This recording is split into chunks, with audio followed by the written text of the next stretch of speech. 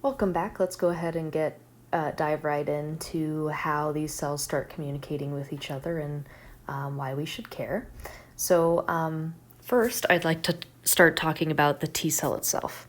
And we have, just in general, let's imagine that we have a cell floating around, and this cell has a nucleus, right? And it has its ribosomes, and it has its mitochondria, and it has its endoplasmic reticulum, and it has its plasma membrane, and it's floating around, and it decides to eat some sort of pathogen. Just bright path. So it eats this pathogen, goes inside the cell, and now the cell is going to process it. So it'll use its lysosomes to break it apart, use some enzymes to break it apart, and then get down to just the tiny, tiny little antigen that's representative of some of the protein of this pathogen. And that little antigen is floating around in the cell and gets repackaged by the endoplasmic reticulum and the Golgi apparatus, and eventually gets showcased on its cell membrane in some fashion. But we can't just have this happen. It can't just be floating there on its own. It has to be supported by something and represented by something.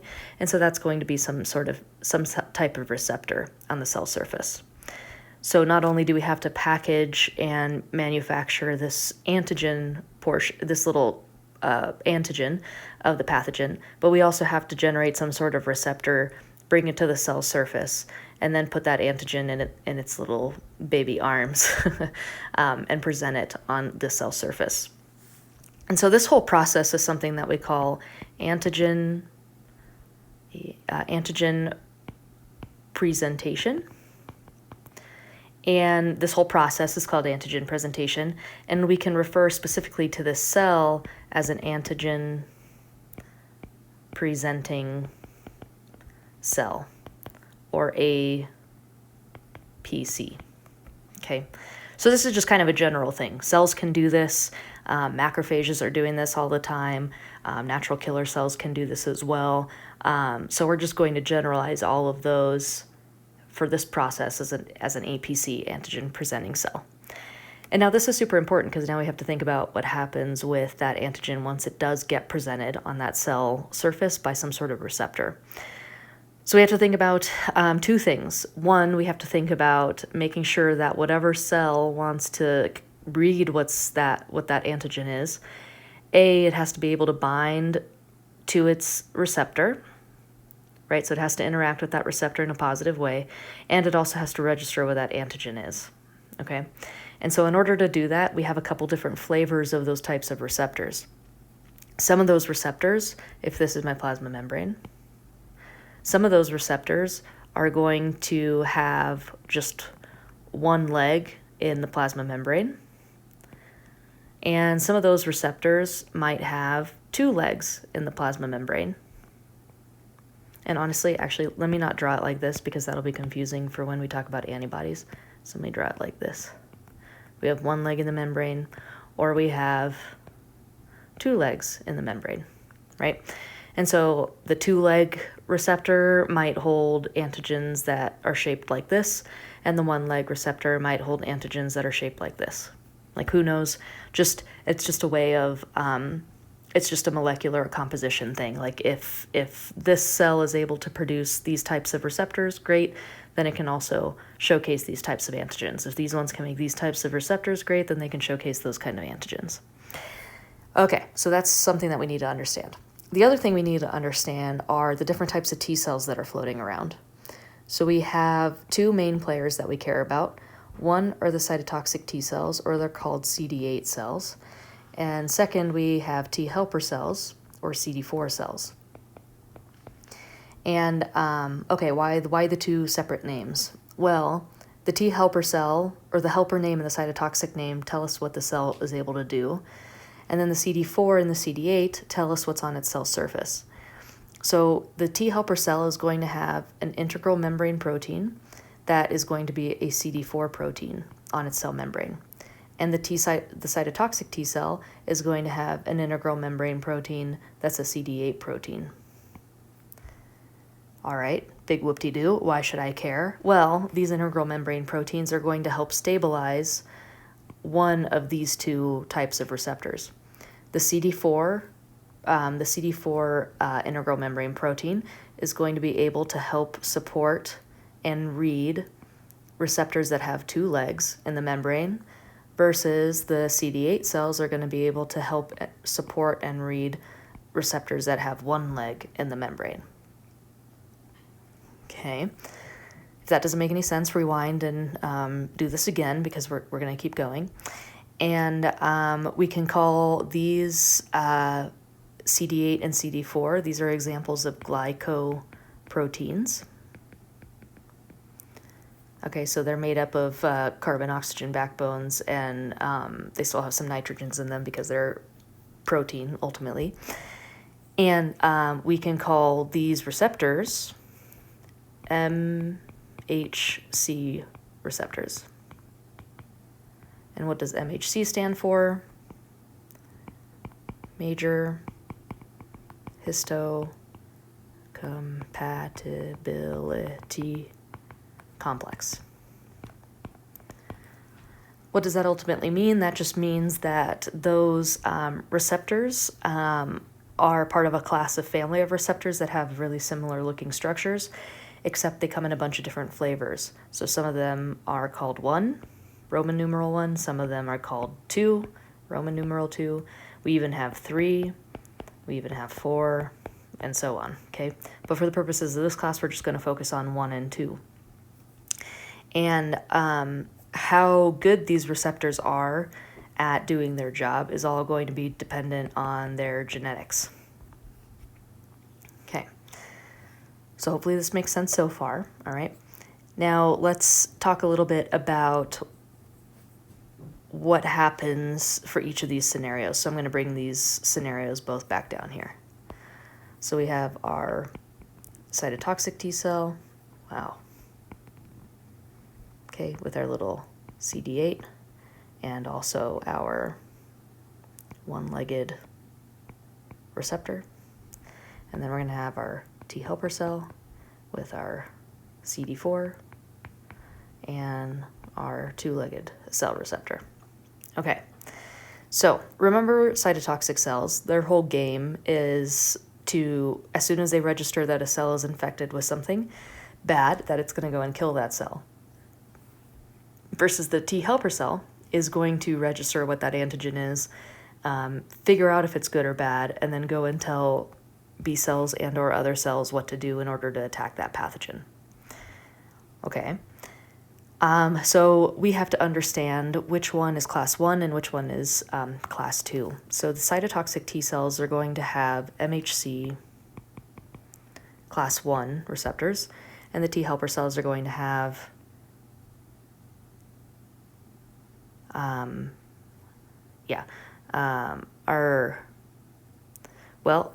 So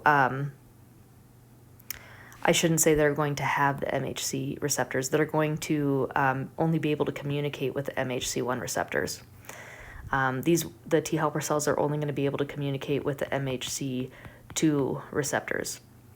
And so the reason why I hesitated there for a second is because these receptors look almost identical on the T cell as they do on the antigen presenting cell. So let me go ahead and draw this. So antigen presenting cell, remember this is a cell that ate up either a good pathogen or a bad pathogen, and then it presented its little antigen on the cell surface. And in order for that antigen to stay put in that cell surface, it may only have one leg in the cell surface, or it may have two legs into the cell surface. And so if it has two legs, we're going to call it MHC2, and if it has one leg, we're going to call it MHC1. And it literally has either one leg or two legs. I can't remember if it's alpha or beta, but there's like some fancy chemical properties about how it sits in the membrane and yada yada. Okay, so remember, these are antigen-presenting cells, so they ate up the pathogen, they have the antigen, and they're presenting it on this receptor. And then we have these T cells floating around, and only certain types of T cells can recognize MHC class 1, and that's going to be our cytotoxic T cells. And only other types of T cells are going to recognize MHC class 2, and that's going to be our helper T cells. So how do we know this? Because the cytotoxic T cells are going to have a receptor that complements the MHC1 in addition to the CD8 protein on the side. Same thing with the T helper cell. They're also going to have a receptor that complements the MHC class 2 receptor and CD4 on the side. All right, so how am I supposed to remember this? Well, some fancy math. So if you take CD8 and you multiply it by 1, right? 8 times 1, you get 8. If you take CD4 and you multiply it by 2, you get 8. So this is going to be the MHC class, and this is going to be the T type of cell. So a CD8 cell is going to have an MHC class 1 receptor, or talk to an MHC class 1 receptor, because 8 times 1 equals 8. A CD4 T helper cell can talk to an MHC class 2 receptor because 4 times 2 equals 8. So that's how I remember this pairing. Okay. All right. So your book gives you a nice little graphic about how the antigen presentation happens, and then how we actually get a MHC class 1 versus an MHC class 2 receptor on the cell surface.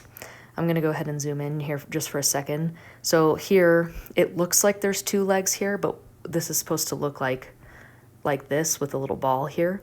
And so this is the only part of the leg that actually sticks into the plasma membrane. This ball is just here to help support the structure of the receptor.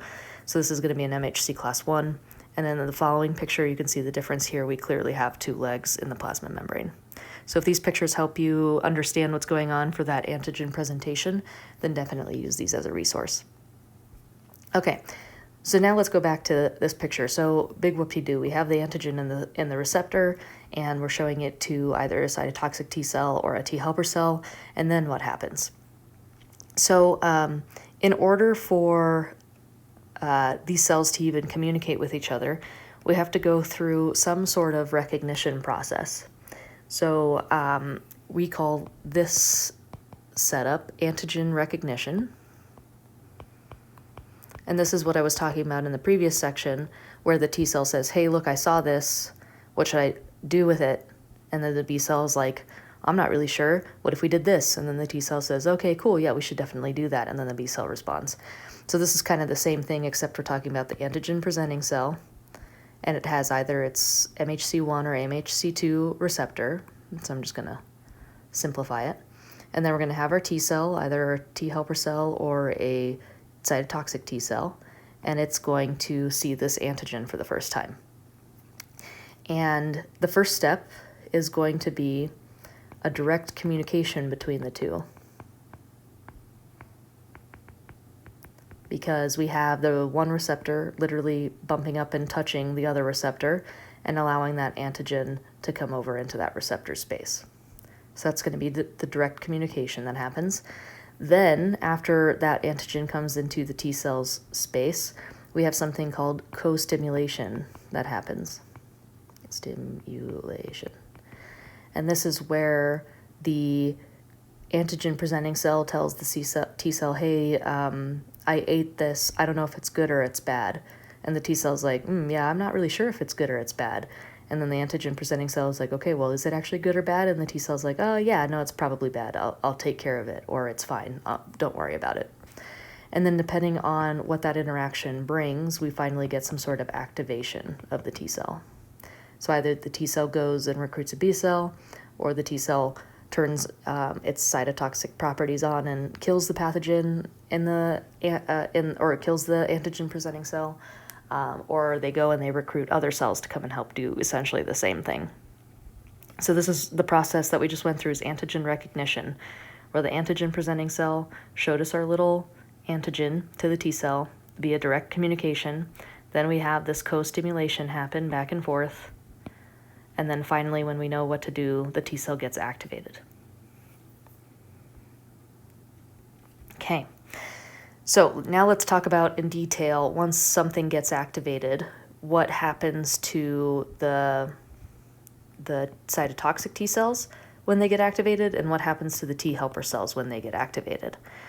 So let's start with which one is this one first? This one is a cytotoxic T cell. Okay, so we'll start with the cytotoxic T cell first. So after they get activated, they are going to go and kill cells. So some cells will go and want to kill the pathogen or the antigen-presenting cell, and some of the cells will just hang back and wait for their next turn. And whenever the T cell is ready to kill off that antigen-presenting cell, it's going to do it in one of three ways. The first option is by releasing perforin, and we had talked about perforin before. This is the thing that helps poke holes in the membrane. And when we poke holes in the membrane, essentially all the inside bits leak out, and then the cell bursts, and then the cell dies. The other option is to release cytokines. And if you remember, cytokines are chemical signalers, and they're going to go and recruit other cells to help also tell this cell, hey, you need to die. So chemical signalers. The other option is they can release something called lymphotoxin. So this lymphotoxin will go into the cell directly and ruin its regular mechanisms for staying alive on a day-to-day basis. So it'll be toxic to that cell. And any one cytotoxic T cell can do any one of these. I shouldn't say any one of these things. That's probably an oversimplification, but you can kind of think of it as the cytotoxic T cell is like, oh, okay, I am able to release perforin, I'm going to release perforin. Or maybe it is only able to release cytokines, or maybe it's only able to release lymphotoxin. But either way, the entire purpose that ends up, or the entire end result, is cell death of the APC. And cell death is also known as apoptosis. All right. Next are the T helper cells. So what happens when the T helper cells get activated? They're going to do one of two things. The activated T helper cells are going to release cytokines, and those cytokines are going to go and recruit nearby cells or nearby B cells to go and tell them, hey, we need to take care of this APC because it's infected. The other thing that they're going to do are make memory T helper cells. And that's super important because the next time that this T cell might see this same antigen, it will react much more quickly because it'll already have these T helper memory cells built up and ready to go in order to attack that pathogen. We don't have to wait for this whole antigen recognition to happen first. In order for the T cells to become activated, they'll just automatically recognize the antigen and release those memory T helper cells to initiate the process much more quickly. That's it for this chapter. In the next chapter, we'll talk about B cells and T cells talking to each other. Not the next chapter, sorry, next section.